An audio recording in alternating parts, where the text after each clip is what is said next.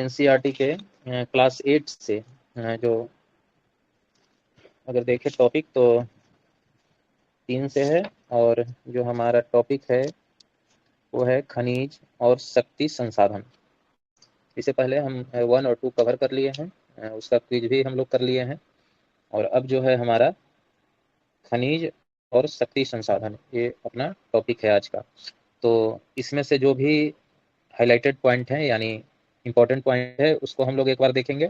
उसके बाद जो भी हमारा एमसीक्यू नीचे दिया होगा या जो भी क्वेश्चन होंगे उस पर एक बार डिस्कस करेंगे, जिससे टॉपिक वाइज हमारा जो भी कॉन्सेप्ट है वो क्लियर होता चले, और उसके अलावा अगर कोई सवाल है तो वो भी हमारा क्लियर होता चले।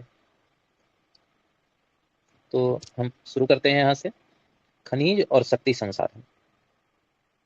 तो यहाँ पे विशेष करके खनिज के बारे में जानना है कि खनिज का हमारे जीवन में क्या क्या उपयोग है, खनिज किसे कहते हैं, इसका क्या उपयोग हो सकता है, और कितने प्रकार के हैं, किस तरह से इसको विभाजित किया गया है अलग अलग में।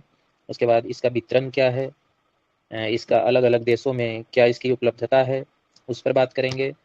कहाँ कहाँ मुख्य रूप से पाए जाते हैं, उसके अलावा भारत में इसके अलावा और कौन कौन से खनिज हैं, जैसे लोहा, बॉक्साइड, अभ्रक, तांबा, मैग्नीज इत्यादि की कहाँ कहाँ उपलब्धता है, इस पर बात करेंगे। खनिजों की उपयोगिता क्या है हमारे जीवन में, या हमारे लिए कैसे वो उपयोगी हैं, इस पर चर्चा करेंगे। इसका हम लोग शक्ति संसाधन में कैसे यूज कर सकते हैं, इस पर बात करेंगे।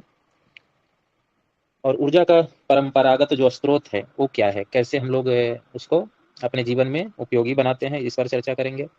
उसमें कोयला हो या पेट्रोलियम हो या अनेक ईंधन हो, उसका हमारे जीवन में क्या उपयोगिता है, या प्राकृतिक गैस हो या जल विद्युत से जो हम चीज़ें कर रहे हैं वो हमारे जीवन में कितना उपयोगी है, इन सब चीज़ों पर हम चर्चा करेंगे। फिर अगर प्राकृतिक देखें तो सौर ऊर्जा हो गया या पवन ऊर्जा हो गया या वायु ऊर्जा हो गया, पवन ऊर्जा या वायु ऊर्जा एक ही है। उसके अलावा जल से हम कैसे उसको विद्युत में उपयोग करते हैं और अपने जीवन में कैसे उपयोग करते हैं, या अपने देश की प्रगति के लिए उसका क्या इस्तेमाल कर सकते हैं, इन सब चीज़ों के बारे में इसमें पढ़ना है कुल मिला करके। तो हम लोग पेज 1 से इन चीज़ों को देखते चलेंगे, छोटी से छोटी चीज़ें और बड़ी से बड़ी चीज़ें। और इसके बाद जब कल हम लोग जुड़ेंगे तो इसका हम लोग इसी टॉपिक से क्विज करेंगे, और उसके बाद कल जो है हमारा चौथा चैप्टर शुरू हो जाएगा। तो इस तरह से हम लोग करते चलेंगे एक करके, जैसे पहले से करते आ रहे हैं। तो सबसे पहले है खनिज। खनिज आखिर है क्या? तो कहता है कि प्राकृतिक रूप से प्राप्त होने वाला पदार्थ जिसका निश्चित रासायनिक संगठन हो वह एक खनिज है। ये आपका एनसीईआरटी में डिफिनीशन दिया है, पहला पेज, अगर पीडीएफ आप लोग खोले होंगे तो दिया होगा। हाईलाइट उसको करते चलेंगे। तीसरा लाइन में दिया है, प्राकृतिक रूप से प्राप्त होने वाला पदार्थ जिसका निश्चित रासायनिक संगठन हो वह एक खनिज है। मतलब ये मानव निर्मित नहीं है, प्राकृतिक रूप से। खनिज सभी स्थानों पर समान रूप से वितरित नहीं है, वे किसी विशेष क्षेत्र या सेल समूहों में संकेंद्रित हैं। कुछ खनिज ऐसे क्षेत्रों में पाए जाते हैं जो आसानी से अभिगम्य नहीं है, जैसे आर्कटिक महासागर, संस्तर और अंटार्कटिक महासागर में। मतलब कुछ जगह ऐसी खनिजें हैं जहाँ पर इतना संभव नहीं है कि जल्दी पहुंच जाए मानव और उसका उपयोग कर सके, तो इन इन जगहों पर भी है। और ऐसा भी नहीं है कि हर जगह पे है, कुछ विशेष जगहों पर इसकी उपलब्धता है। तो आगे चलकर हम देखेंगे कि किन जगहों पर कौन से जो खनिज हैं वो पाए जाते हैं, उसकी कितनी उपलब्धता है, ये सब के बारे में यहाँ पे दिया गया। निचले लाइन में बोलता है कि खनिज विभिन्न प्रकार के भूवैज्ञानिक परिवेश में अलग अलग दशाओं में निर्मित होते हैं। वे बिना किसी मानवीय हस्तक्षेप के प्राकृतिक प्रक्रियाओं द्वारा निर्मित होते हैं। कहने का मतलब है कि इसमें मानव का हस्तक्षेप नहीं होता है। जो भी प्रकृति द्वारा निर्मित होता है खनिज, वे अपने भौतिक गुणों जैसे रंग, घनत्व, कठोरता और रासायनिक गुणों यथा विलेयता के आधार पर पहचाने जा सकते हैं। तो इनका पहचानने का अलग अलग हो सकता है, इनके गुणों से पहचाना जा सकता है, इनके रंगों से पहचाना जा सकता है, इसके घनत्व या इसके कठोरता से पहचाना जा सकता है। तो अलग अलग तरीका है पहचानने के। उसके बाद निचले दूसरे लाइन में आएंगे, दूसरे पेज नंबर में, तो उसमें खनिज के प्रकार दिए हैं कि ये कितने प्रकार के। तो पृथ्वी पर 3000 से अधिक विभिन्न खनिज हैं, मतलब लगभग 3000 से अधिक हैं खनिज। संरचना के आधार पर खनिजों को मुख्यतः दो भागों में वर्गीकृत किया गया है, धात्विक और अधात्विक। तो दो भाग हो गए खनिजों के, धात्विक और अधात्विक। यहाँ पे धात्विक को दो भागों में बांटा है, एक लौह और एक अलौह। तो इन दोनों के बारे में भी देखेंगे। उसके जस्ट बगल में आप देखिएगा, यहाँ पे क्या आप जानते हैं में दिया है। इसको पढ़ना भी जरूरी है, क्योंकि इसमें कुछ ना कुछ इंपॉर्टेंट चीजें देती है जो हमारे लिए काम के हो सकते हैं। जैसे यहाँ पे लिखा है कि सेल खनिज अवयवों के अनिश्चित संगठन वाले एक या एक से अधिक खनिजों का एक समूहन है। शैल जिनसे खनिजों का खनन किया जाता है अयस्क कहे जाते हैं। यद्यपि 2800 से अधिक खनिजों की पहचान की गई है, जिनमें से केवल लगभग 100 अयस्क खनिज समझे जाते हैं। चलिए इसके बाद इधर देखते हैं थोड़ा। अब खनिजों को दो भागों में वर्गीकृत किया गया। पहला जो है धात्विक। तो धात्विक क्या है उसके बारे में एक बार देख लेते हैं और इसके अंदर क्या क्या आते हैं वो देख लेते हैं। तो धात्विक खनिजों में धातु कच्चे होते हैं। धातुएं कठोर पदार्थ हैं जो उष्मा और विद्युत को सुचालित करती हैं और जिनमें धुति या चमक की विशेषता होती है। तो कहने का मतलब है कि धातुएं जो है वो कठोर होती है, कठोर पदार्थ होता है और ये उष्मा और विद्युत का सुचालक होता है, जिसमें धुति या चमक की विशेषता पाई जाती है। मतलब ये चमकीले भी हो सकते हैं और इसमें विद्युत के सुचालक भी होते हैं और उष्मा के। जैसे एग्जाम्पल में दिया है लौह अयस्क, ऑक्साइड, मैग्नीज अयस्क, इनके कुछ उदाहरण हैं। धात्विक खनिज लौह अथवा अलौह हो सकते हैं, जैसा ऊपर हम लोग देखे थे, दो प्रकार के होते हैं। लौह खनिज जैसे लौह अयस्क, मैग्नीज और क्रोमाइट में लोहा होता है। अलौह खनिज में लोहा नहीं होता है। अलौह और लौह कहने का मतलब ये है कि जिसमें लौह की मात्रा थोड़ा बहुत भी पाई गई या ज्यादा मात्रा में पाई गई वो लौह है, और जिसमें लोहा की मात्रा नहीं पाई जाती है वो लौह है। किंतु कुछ अन्य धातुएं यथा सोना, चांदी, तांबा या सीसा हो सकती है जिसमें लौह की मात्रा नहीं पाई जाती है, लेकिन ये धात्विक खनिजें हैं। अब अधात्विक की बात करें तो अधात्विक खनिजों में धातुएं नहीं होती हैं, जैसे चूना पत्थर, अभ्रक और जिप्सम इन खनिजों के उदाहरण हैं। खनिज ईंधन जैसे कोयला और पेट्रोलियम भी अधात्विक खनिजें हैं। खनिजों को खनन, प्रवेधन या आखनन द्वारा निष्कर्षित किया जा सकता है। अब खनिजों को निकालने का जो माध्यम बता रहा है तो खनन द्वारा खोद करके, प्रवेधन या आखनन, इतना शुद्ध हिंदी लिखा है। यहाँ पे खनिजों का निष्कर्षण कैसे करते हैं वो तीन प्रकार बताया है: खनन, प्रवेधन और आखनन। खनन में दो भागों में उसको बांटा है: विवृत खनन और कुपकी खनन। अब इस बारे में देखते हैं ये दोनों खनन किस प्रकार के हैं। तो पृथ्वी की सतह के अंदर दबी शैलों से खनिजों को बाहर निकालने की प्रक्रिया खनन है। ये तो सिंपल भाषा में है, कोई ज्यादा या नहीं है। खनिजों को जो कम गहराई में स्थित हैं वे पृष्ठीय स्तर को हटाकर निकाले जाते हैं, इसे विवृत खनन कहते हैं। गहन बेधक जिन्हें कूपन कहते हैं अधिक गहराई में स्थित खनिज निक्षेपों तक पहुंचने के लिए बनाए जाते हैं, इसे कुपिक खनन कहते हैं। मतलब जो एक परत के बाद जो खनन होने के बाद जो मिल जाए खनिज उसे विवृत खनन कहते हैं, और जो अधिक गहराई में स्थित हो और उसको ज्यादा उस पर काम करना पड़े उसको कुपिक खनन कहते हैं।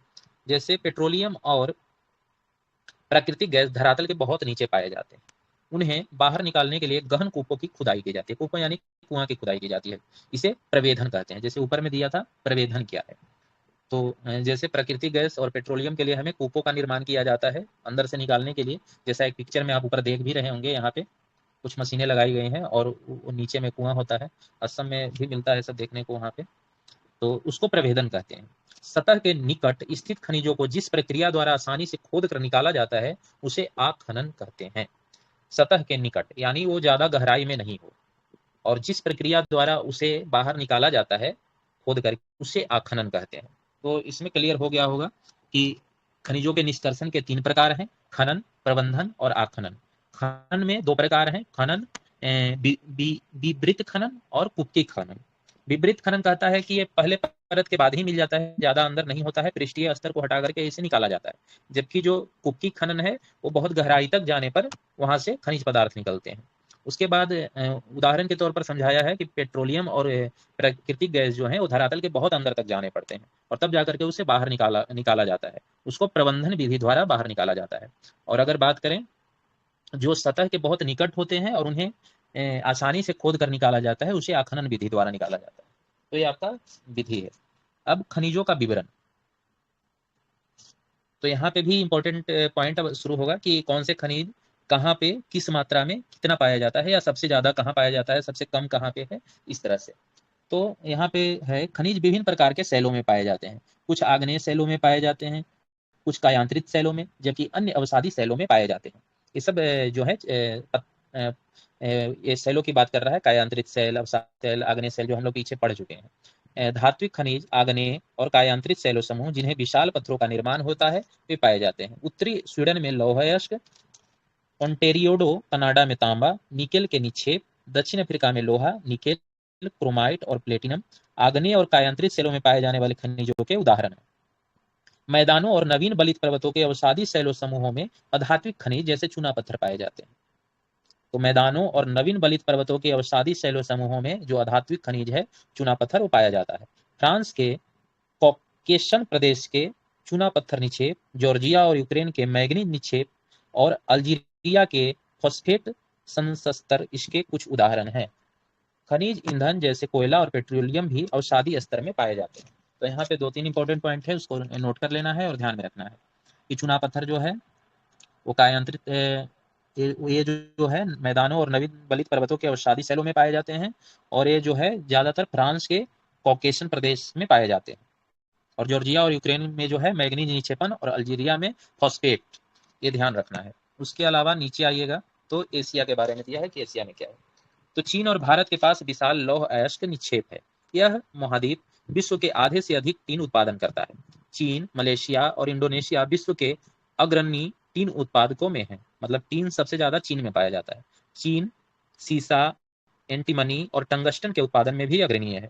यानी चीन के पास टीन, सीसा, एंटीमनी, टंगस्टन ये सब पहला स्थान है वो। एशिया में मैग्नीज, बॉक्साइड, निकेल, जस्ता और तांबा भी का भी निक्षेप है। यानी एशिया करके मुख्यतर बात कर रहा है कि एशिया महाद्वीप में जो है ये चीजें पाई जाती है। उसमें से चीन के बारे में दिया है कि यहाँ पर विशेष करके जो है सीसा, एंटीमनी और टंगस्टन और टीन का प्रमुख भंडार है। अगला है यूरोप। यूरोप विश्व में लौह अयस्क का अग्रणी उत्पादन है, जैसा कि एशिया भी था। रूस, यूक्रेन, स्वीडन और फ्रांस लौह अयस्क के विशाल निक्षेपण वाले देश हैं। तांबा, सीसा, जस्ता, मैग्नीज और निकेल खनिजों के निक्षेप पूर्वी यूरोप और यूरोपीय रूस में पाए जाते हैं। अगला है उत्तरी अमेरिका। उत्तरी अमेरिका में खनिज निक्षेप 3 क्षेत्रों में अवस्थित है। ग्रेट लेक के उत्तर में कनाडियन शील्ड प्रदेश में, अपलेशियन प्रदेश और पश्चिम की पर्वत श्रृंखलाओं में लौह अयस्क, निकेल, सोना, यूरेनियम और तांबा का खनन कनाडियन शील्ड प्रदेश में, कोयले का अपलेशियन प्रदेश में होता है। पश्चिमी कार्डिलेरा में तांबा, सीसा, जस्ता, सोना और चांदी के विशाल निक्षेप हैं।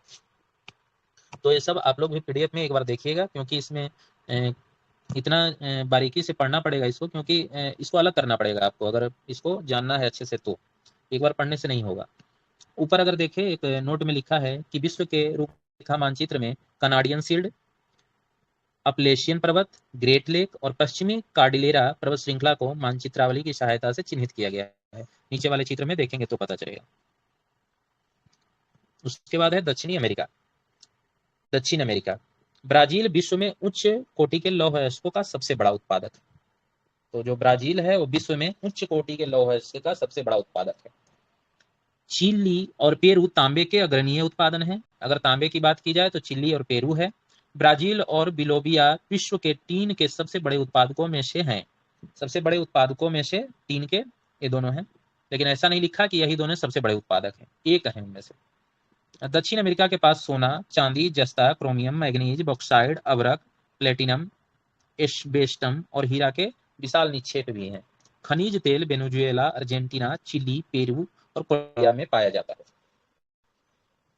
तो अलग अलग लौह अयस्क के या अलग अलग खनिजों का जो है अलग अलग देशों में अलग अलग भंडार है, इस सब के बारे में यहाँ पे दिया गया है। अगर अफ्रीका की बात करें तो अफ्रीका खनिज संसाधनों में धनी है। जैसा सबको पता है यहाँ हीरा, सोना और प्लेटिनम का विश्व में सबसे बड़ा उत्पादक है। तो विश्व में सबसे बड़ा उत्पादक जो हीरा, सोना और प्लेटिनम का है वो अफ्रीका है। दक्षिण अफ्रीका, जिम्बाब्वे और जायरे विश्व के सोने का एक बड़ा भाग उत्पादित करते हैं। तो सबसे ज्यादा सोना यही है दक्षिण अफ्रीका में। तांबा, लौह अयस्क, क्रोमियम, यूरेनियम, कोबाल्ट और बॉक्साइड दक्षिण अफ्रीका में पाए जाने वाले अन्य खनिज हैं। तेल नाइजीरिया, लीबिया और अंगोला में पाया जाता है। ये सब पाए जाते हैं, लेकिन उतना नहीं पाए जाते, लेकिन पाए जाते हैं। लेकिन यहाँ पर हीरा, सोना और प्लेटिनम का सबसे बड़ा, विश्व का सबसे बड़ा भंडार है दक्षिण अफ्रीका में। अब अगला है ऑस्ट्रेलिया। ऑस्ट्रेलिया विश्व में बॉक्साइड का सबसे बड़ा उत्पादक है। तो बॉक्साइड का सबसे बड़ा उत्पादक आपका जो है वो है ऑस्ट्रेलिया। इसको हाईलाइट करिएगा, जो मेन पॉइंट है उसको हाईलाइट करिएगा। जैसे इसमें ऑस्ट्रेलिया सबसे बड़ा बॉक्साइड का उत्पादक है, ऊपर वाले में केवल हाईलाइट करना है कि हीरा, सोना और प्लेटिनम का विश्व में सबसे बड़ा उत्पादक है। बाकी जो नीचे दिया है वो बड़ा उत्पादक नहीं है, लेकिन वहां पे पाए जाते हैं, ऐसा करके है। यहाँ सोना, हीरा, लौह अयस्क, टीन और निकेल का अग्रणीय उत्पादन है। यहाँ तांबा, सीसा, जस्ता और मैग्नीज में भी संपन्न है। पश्चिमी ऑस्ट्रेलिया के कालगुरलू और कुलगाडी क्षेत्रों में सोना के सबसे बड़े निक्षेप हैं। अगला है अंटार्कटिका। विभिन्न खनिज निक्षेपों पूर्वानुमान से कुछ संभवतः विशाल के लिए अंटार्कटिका का भूविज्ञान पर्याप्त रूप से सुप्रसिद्ध है। ट्रांस अंटार्कटिका पर्वत में कोयले और पूर्वी अंटार्कटिका के प्रिंस चार्ल्स पर्वत के निकट लोहे के महत्वपूर्ण मात्रा में निक्षेपों का पूर्वानुमान किया गया है। लौह अयस्क, सोना, चांदी और तेल भी वाणिज्यिक मात्रा में उपलब्ध है। अंटार्कटिका में उपलब्ध है, लेकिन यहाँ पे मतलब निकालना संभव नहीं है, और कुछ चीजों में पूर्वानुमान लगाया गया कि यहाँ पे बहुत विशाल मात्रा में है, लेकिन उसका पूरा ज्ञान नहीं है। अभी पूर्वानुमान लगाया गया, मतलब अनुमान लगाया गया कि ऐसा हो सकता है। अब भारत में देखा जाए विवरण कि भारत में क्या चीजें हैं और कितनी मात्रा में है और कहाँ कहाँ है। भारत में पहला है लोहा। भारत में उच्च कोटि के लोहे अयस्क निक्षेप हैं। यह खनिज मुख्यतः झारखंड, उड़ीसा, छत्तीसगढ़, मध्य प्रदेश, गोवा, महाराष्ट्र और कर्नाटक में पाया जाता है। लोहा की बात कर रहे हैं। अगला है बॉक्साइड। इसके मुख्य उत्पादक क्षेत्र झारखंड, उड़ीसा, छत्तीसगढ़, मध्य प्रदेश, गुजरात, महाराष्ट्र और तमिलनाडु हैं। अगर पहला दिया है तो मतलब सबसे ज्यादा वहीं पे है। अगर लोहा की बात करें तो सबसे ज्यादा झारखंड में है। अगर बॉक्साइड की बात करें तो झारखंड में है। उसके बाद जो दूसरा राज्य है वो उड़ीसा या छत्तीसगढ़ आता है। उसके बाद अभ्रक की बात करें तो अभ्रक का जो सबसे ज्यादा है मुख्यतः भारत विश्व में अभ्रक का सबसे बड़ा उत्पादक है और निर्यातक है। अगर राज्य की बात करें तो झारखंड, बिहार, आंध्र प्रदेश और राजस्थान में पाए जाते हैं। तांबा की बात करें तो यह मुख्यतः राजस्थान, मध्य प्रदेश, झारखंड, कर्नाटक और आंध्र प्रदेश में पाए जाते हैं। तो राजस्थान में तांबा, अभ्रक जो है झारखंड में, लोहा जो है झारखंड में, बॉक्साइड जो है झारखंड में। मैग्नीज, भारत के मैग्नीज निक्षेप महाराष्ट्र में सबसे ज्यादा है। उसके बाद मध्य प्रदेश, छत्तीसगढ़, उड़ीसा, कर्नाटक और आंध्र प्रदेश में स्थित है। सोने की बात करें तो भारत में कर्नाटक के कोलार में सोने का निक्षेप है। ये खाने विश्व की गहरी खानों में से एक है, जो अयस्क के खनन को बहुत खर्चीली प्रक्रिया बनाती है। तो सोना का जो है वो कर्नाटक के कोलार में है, ये भी ध्यान रखना है। चूना पत्थर, भारत के चूना पत्थर उत्पादन करने वाले महत्वपूर्ण राज्य बिहार, झारखंड, उड़ीसा, मध्य प्रदेश, छत्तीसगढ़, राजस्थान, गुजरात और तमिलनाडु है। नमक की बात करें तो यह समुद्र, झील और सैलों से प्राप्त किया जाता है। भारत नमक का अग्रगणीय उत्पादक और निर्यातक है। तो भारत जो है सबसे बड़ा उत्पादक है। इसके बाद खनिजों का उपयोग देता है कि खनिजों का उपयोग कहाँ कहाँ पे होता है। जैसे रत्नों के लिए हो सकता है। तांबा एक धातु है तो उसका उपयोग सिक्कों से लेकर पाइप तक में प्रयोग होता है। कंप्यूटर में सिलिकॉन का प्रयोग होता है। तो ये सब प्रयोग है आपका खनिजों का। खनिजों का संरक्षण कैसे कर सकते हैं? तो खनिज और नवीकरणीय संसाधन है। खनिजों के निर्माण संचयन में हजारों वर्ष लगते हैं, तो हम इसको संरक्षित कर सकते हैं कम से कम उपयोग करके। ज्यादा से ज्यादा उसको बर्बाद नहीं करें, उसका बचाव करें। उसके बाद नीचे आ जाइएगा तो ऊर्जा के परंपरागत स्रोत के बारे में बात किया गया है। यहाँ पे नीचे आ जाएगा परंपरागत स्रोत में, तो इसका लाभ क्या है, इसकी हानि क्या है, इस पर बात किया गया है। ईंधन के बारे में ऊर्जा के परंपरागत स्रोतों में दो हैं, ईंधन और कोयला। तो इसका लाभ क्या है और इससे हमें हानि क्या है, इस पर बात किया गया है। तो लाभ हो गया सुपर्याप्त बहुसंख्यक लोगों को ऊर्जा प्रदान करता है, इसका लाभ हो गया ईंधन का। इसका अगर हानि देखें तो संग्रहण में अधिक समय उपयोग, प्रदूषण फैलाने वाला है, हरितगृह प्रभाव में वृद्धि करता है, निर्वनीकरण करता है। लाभ अगर देखें कोयला का तो विस्तृत रूप से उपलब्ध है, विद्युत रूपांतरण के लिए उपयुक्त होता है। और हानि इसका है कि प्रदूषण का स्रोत है और परिवहन के लिए भारी है।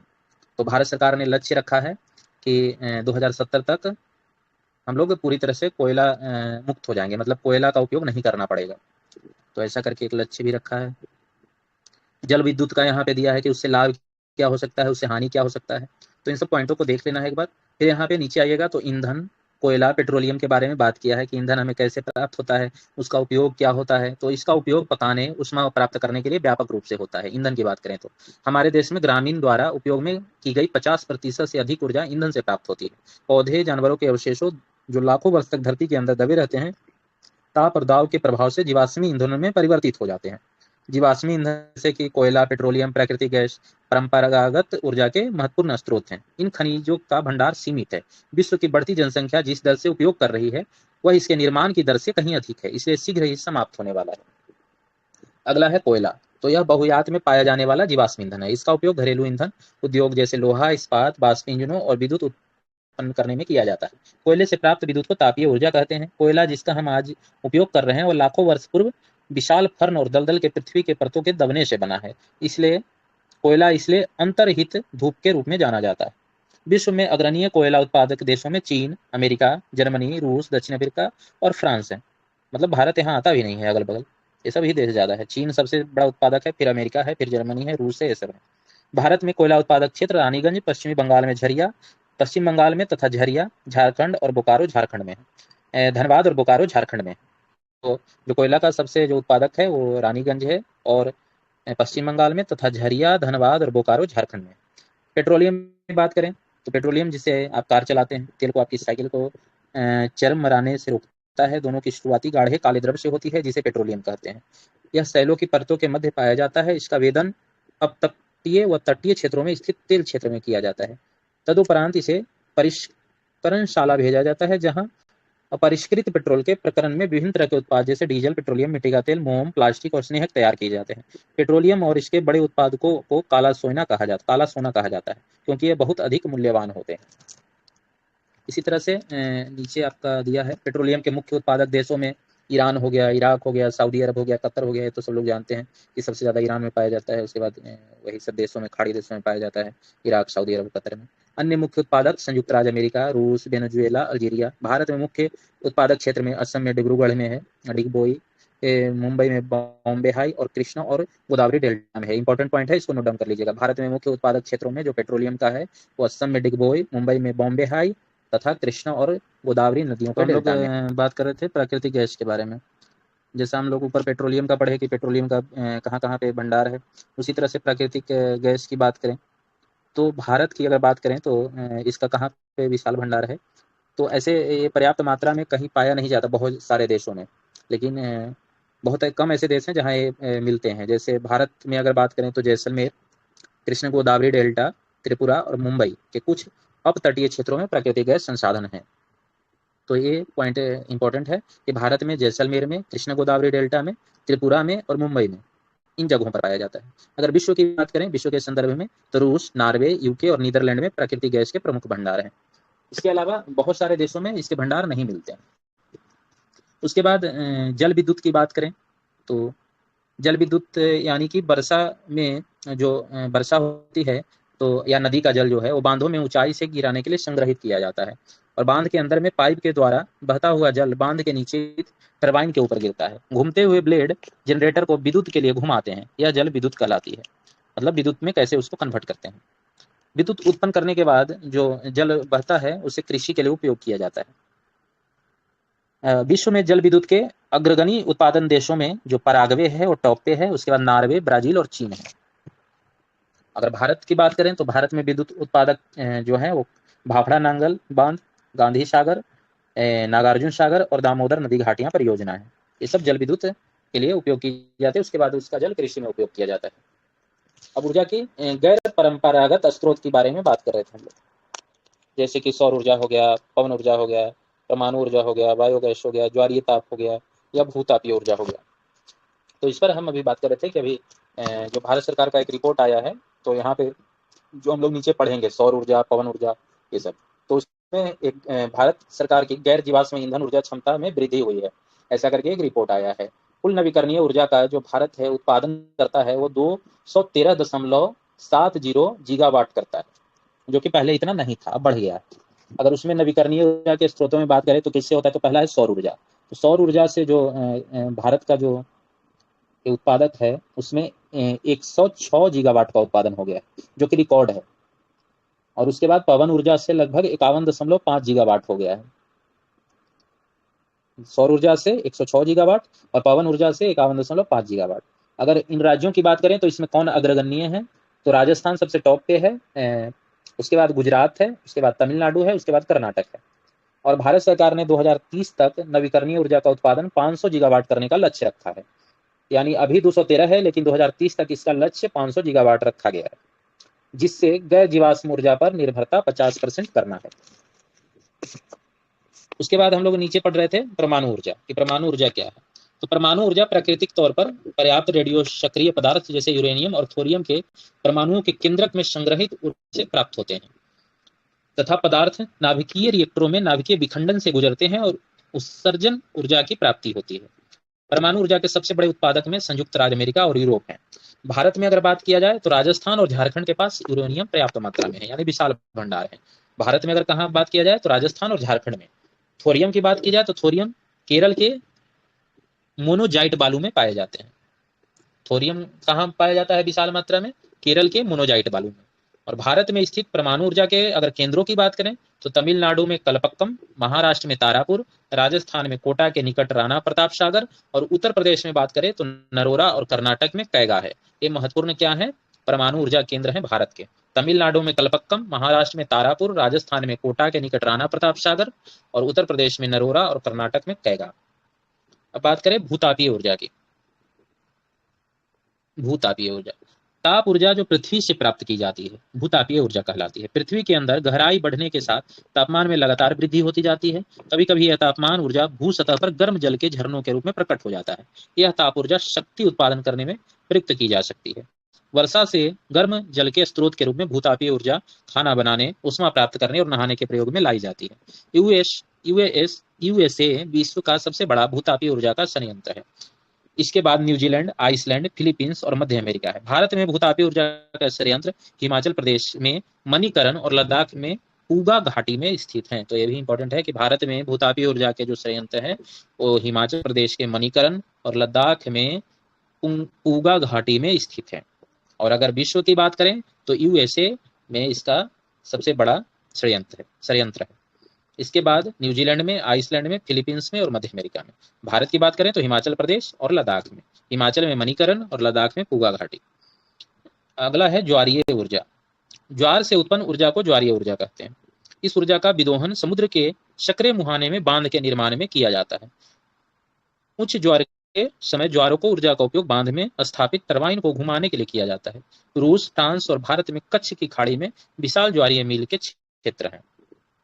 तो ये जो ज्वारीय ऊर्जा का जो है वो क्षेत्र जो है वो भारत, रूस, फ्रांस, कच्छ, भारत में कच्छ की खाड़ी में और रूस और फ्रांस में भी है। उसके बाद है बायोगैस। बायोगैस जैसा कि सबको जानते हैं, जैविक अपशिष्ट जैसे मृत पौधे, जंतुओं के अवशेष, पशुओं के गोबर, रसोई के अपशिष्ट को गैसीय ईंधन में बदला जाता है। इसे ही बायोगैस कहा जाता है। बायोगैस खाना पकाने, विद्युत उत्पादन का सर्वोत्तम ईंधन है। इसके प्रति वर्ष बड़ी मात्रा में जैव खाद का उत्पादन होता है। तो इसके बहुत सारे फायदे भी हैं। ऊर्जा सर्वव्यापी है, लेकिन इस ऊर्जा का विदोहन बहुत ही कठिन और खर्चीला है। हम में से प्रत्येक व्यक्ति ऊर्जा को नष्ट न करके एक भिन्नता ला सकता है। ऊर्जा की बचत की ही ऊर्जा का उत्पादन है। अधिक कार्य करें एवं ऊर्जा के भविष्य को सुनहरा बनाएं। उसके बाद अब हम लोग का एमसीक्यू है। इसमें देखेंगे तो एमसीक्यू दिया हुआ है। पहला एमसीक्यू है, दूसरा में देखेंगे सही उत्तर को चिन्हित करिए। निम्नलिखित में से कौन एक खनिजों की विशेषता नहीं है?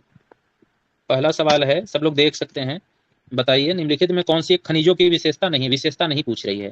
वे प्राकृतिक प्रक्रियाओं द्वारा निर्मित होते हैं, बिल्कुल सही है। उसका एक निश्चित रासायनिक संगठन होता है।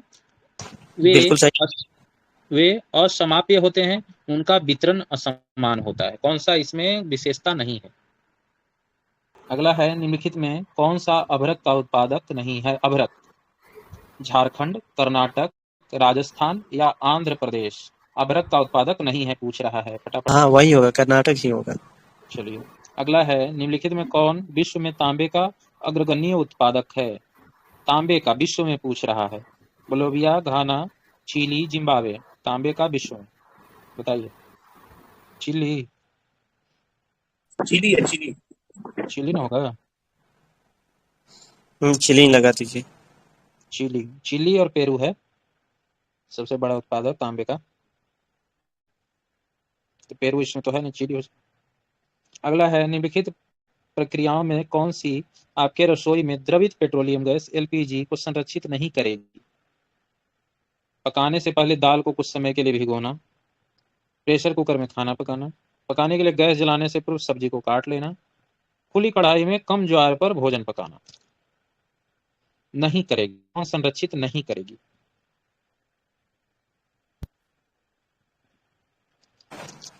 खुली कढ़ाई में कम ज्वाला पर भोजन पकाना।